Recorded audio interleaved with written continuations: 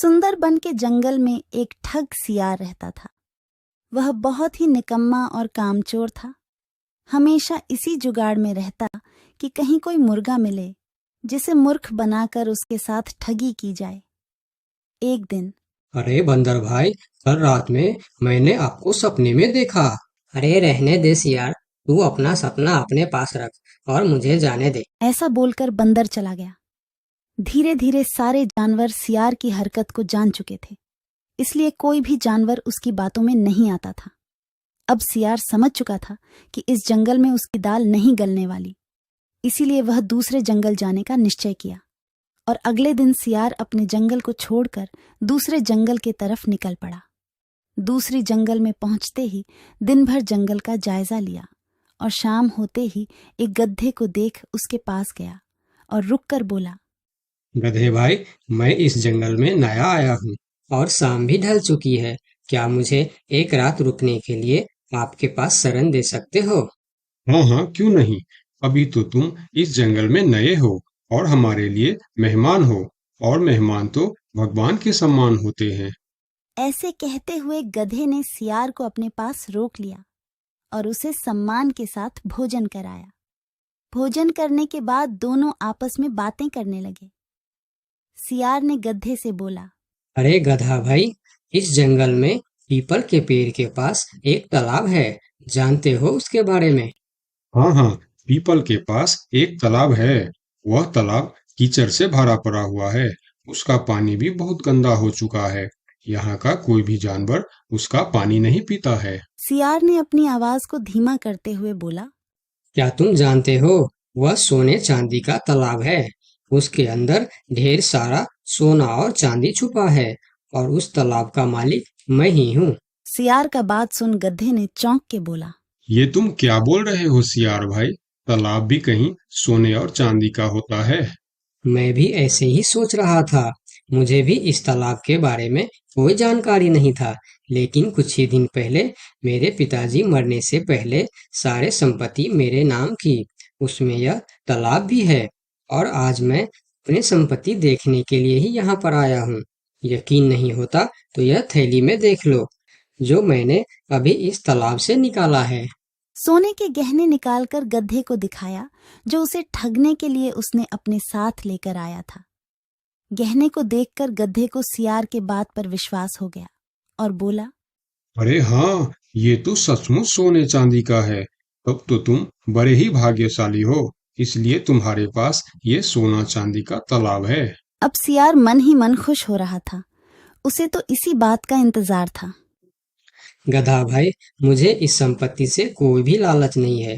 मेरे पास मेरे जंगल में और बहुत सारे संपत्ति है, जो मेरे पिताजी ने मेरे लिए छोड़कर गए हैं। मैं तो यहाँ तालाब बेचने के लिए आया था। सोचता हूँ तुम भले जानवर दिखते हो, क्यों ना तुमको ही यह सब बेच दूं।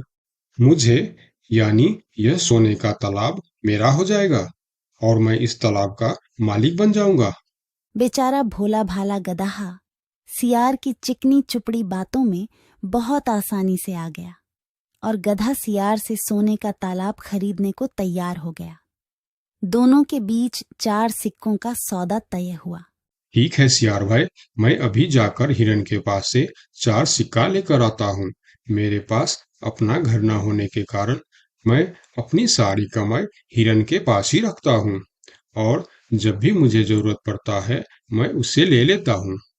ठीक है गधे भाई, लेकिन ध्यान से, जंगल में किसी को इस बात का पता नहीं चलना चाहिए, वरना जंगल के सारे जानवर मेरे पीछे ही पड़ जाएंगे। ऐसा बोल सियार गधे को भेज देता है और गधा हिरण के पास जाकर अपना सिक्का मांगता है। गधे भाई, घर में सब ठीक तो है ना? आज आपको अचानक से 4 सिक्कों का क्या जरूरत पड़ गया?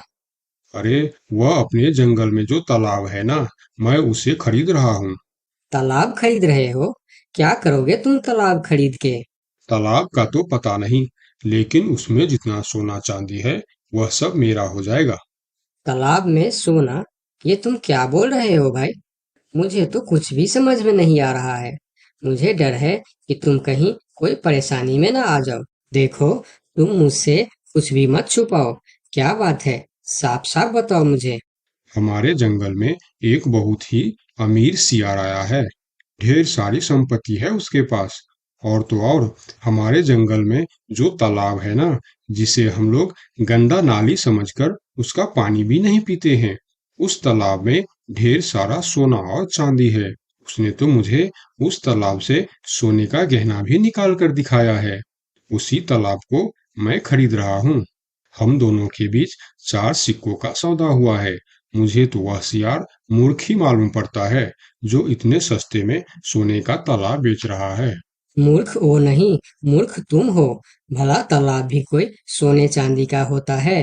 अरे गधा भाई, तालाब से पानी निकलता है, सोना नहीं। मैं भी ऐसे ही सोच रहा था, परंतु उसने मुझे सोने निकाल कर भी दिखाया। गधे भाई, मुझे वह कोई ठग मालूम पड़ रहा है, जो तुम्हारे आंखों में धूल झोंक कर तुम्हें झांसा दे रहा है। मैं एक तरकीब बताता हूँ, जिसे दूध का दूध और पानी का पानी हो जाएगा। कौन सा तरकीब हिरन भाई?